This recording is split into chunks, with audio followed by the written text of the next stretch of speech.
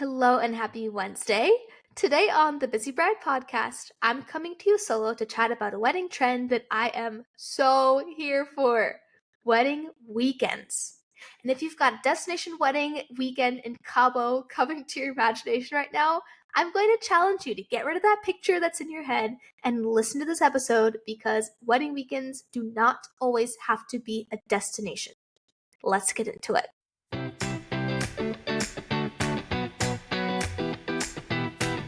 Hello and welcome to the Busy Bride podcast. I'm your host, Gabriella Marie, and I created this podcast to help you research vendors and learn valuable advice as you plan the most special and true to you.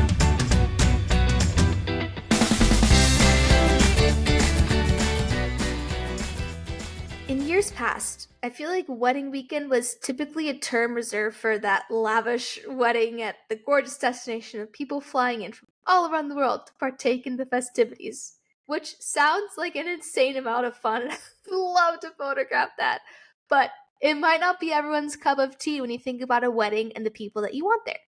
So wedding weekends are becoming a big thing these days, and I'm so here for it. And they're so different from that wedding weekend in Cabo that you may have in your mind. I'm going to share some stories from wedding weekends I photographed last year. I photographed 2 of them, and they were both done very differently, which just goes to show that wedding weekend is like a giant umbrella term that covers so many different things. The first wedding weekend I photographed was in the middle of nowhere, Colorado. It was beautiful. There's a mountain backdrop, but it was in the middle of nowhere. Everyone, including the couple, traveled in and stayed overnight. So I guess you could call that a destination, even though it wasn't like Europe or a tropical island or something. Everybody traveled in, so it was destination. The couple and their local friends lived just a couple hours away in Boulder, but they had friends and family traveling in from San Francisco, New York, and Pennsylvania for the weekend. They have traveled a lot throughout their lives and have made so many friends wherever they went. So it was really cool to have all of them come together. So when booking their venue, they intentionally chose this one because it had 2 hotels within walking distance of their wedding venue. And their wedding venue was a family-owned ranch with lots of property and lots of flexibility and freedom for the weekend. So instead of booking a venue for just one day where they could only show up 2 hours before the ceremony and then had to leave by a certain time, they had the venue for the whole weekend, which was amazing. So because everyone flew in and stayed overnight and was there for a couple days, the couple invited everyone to the venue after the rehearsal dinner for a welcome party. This was so sweet because they still had the rehearsal dinner where they practiced the ceremony walking, and then they had a really beautiful dinner with amazing toasts and really delicious food trucks. And then after all of those formalities and festivities were done, people started showing up for a post-dinner cocktail hour, and it was amazing. It was really sweet because the couple got to hug all of their loved ones that came and traveled to see them, and they got to have actual conversations with everybody who came, something that doesn't really get to happen that much on a wedding day. So that was the night before, and it was really cool. They got to actually talk to people and hug people and say, "Thank you so much for coming. I'm so glad you're here." The next morning, they they hosted a 5K run at their wedding venue, actually.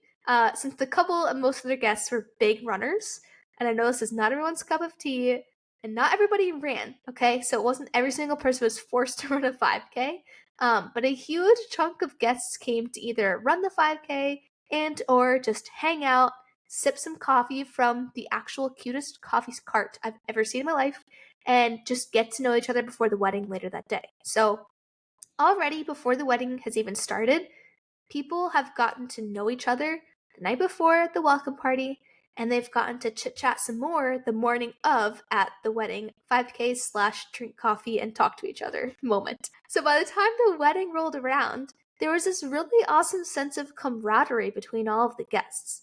I feel like usually at cocktail hour, you might get to chat to a few people you don't really know, but you tend to stick with the people that you do know because there's not much time to get acquainted with everybody else there. But since everyone had plenty of opportunities to meet people and have small talk prior to the wedding itself felt more like a giant party of people who were all friends.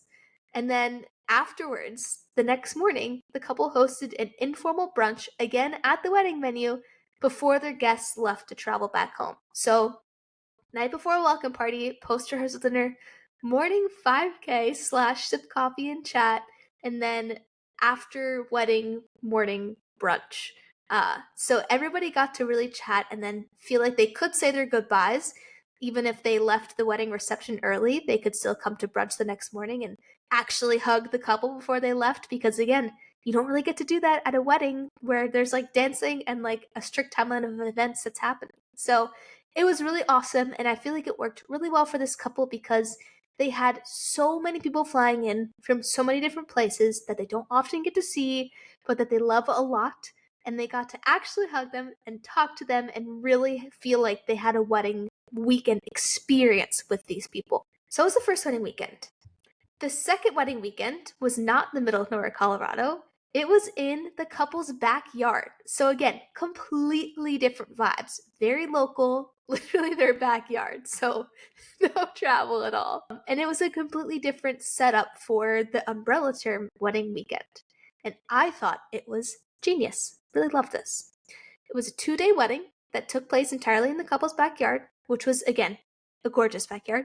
Beautiful. So it was broken up into 2 days. The first day, Friday, was an intimate backyard ceremony. So the only people in attendance were the wedding party and the couple's immediate family.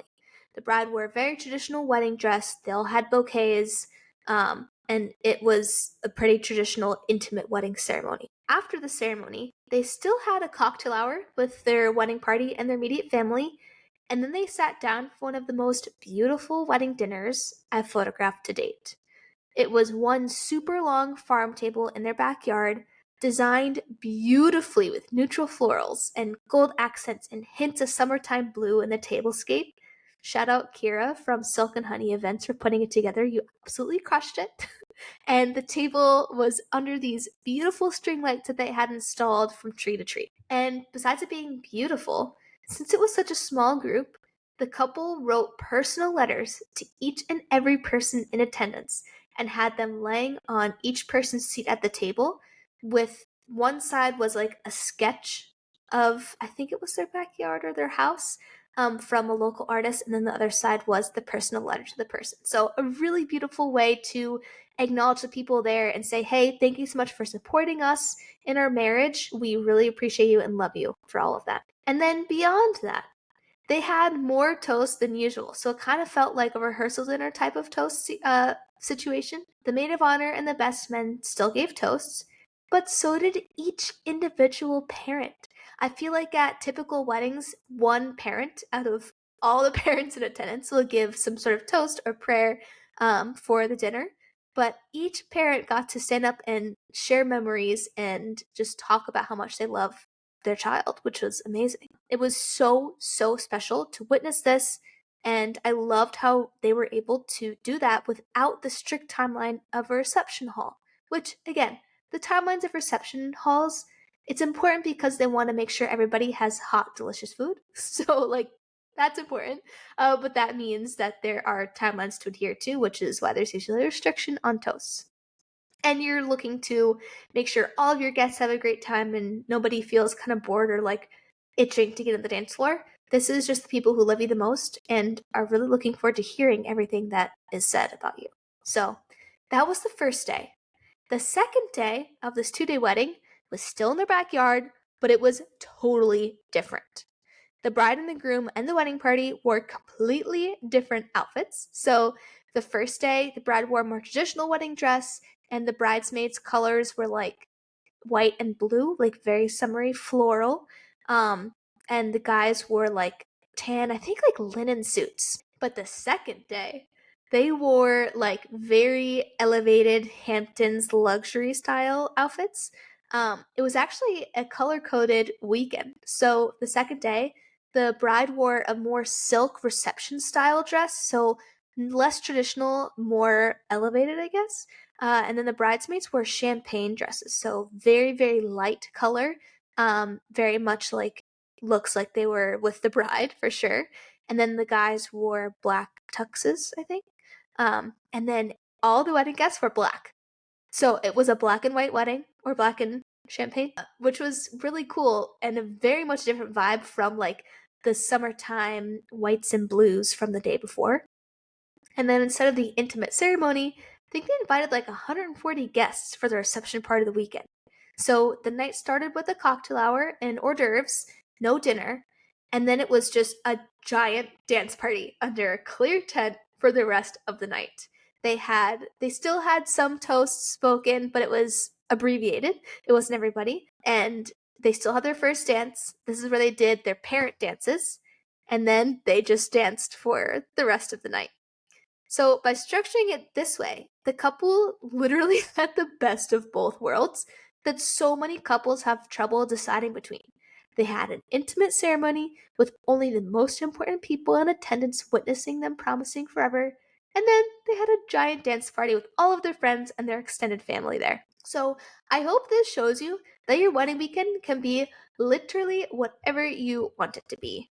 But the camaraderie formed between your guests and or wedding party, the extra time with the people that you love the most, and let's be honest, the chance to wear two wedding outfits are some fantastic reasons to consider extending your wedding beyond just one day. So if you love this episode, share it with a friend who you think would also love to have a wedding weekend, and tap that follow button so you don't miss out on future episodes. Thank you so much for listening. I appreciate your time. Now go hug your person, and I will see you next Wednesday.